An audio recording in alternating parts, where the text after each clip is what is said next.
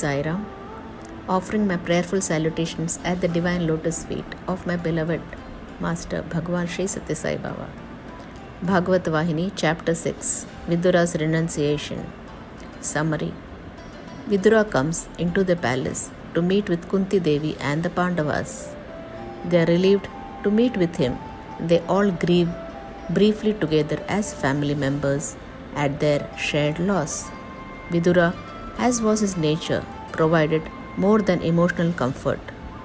He led the Pandavas and Kunti to spiritual solace on how everything was in the hands of the Lord and that he had willed it to be so, which they needed to accept.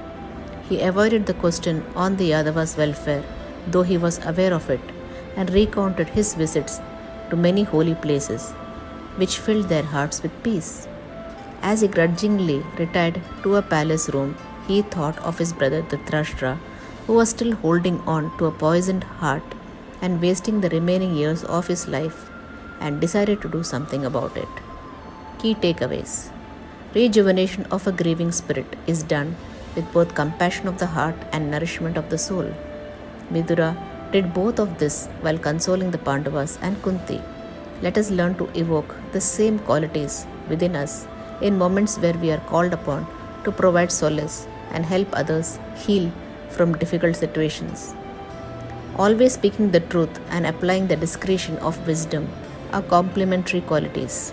Vidura was not being untruthful in withholding the information about Krishna and the Yadavas' fate. He was simply being wise and preventing sending the Pandavas into complete gloom ahead of the time when they were to find about this. This approach is sharply in contrast with Yudhishthira's needless curiosity in wanting to know Parikshit's end. Let us learn to develop this important quality of judgment and discrimination, one of the 5 Ds recommended by Swami in our day-to-day lives. Noble souls are always in the quest of the highest good in choosing when and what to act upon. Vidura knew that grieving though they were the Pandavas and Kunti were good souls and their lives would be redeemed by Krishna fully.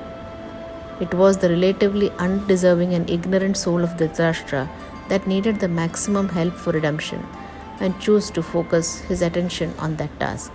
Similarly, God even allows the wicked and troubled to be around him as they need his grace the most to redeem themselves. When all forsake you, only God will be staying by your side. End of chapter 6. Jai Sai Ram.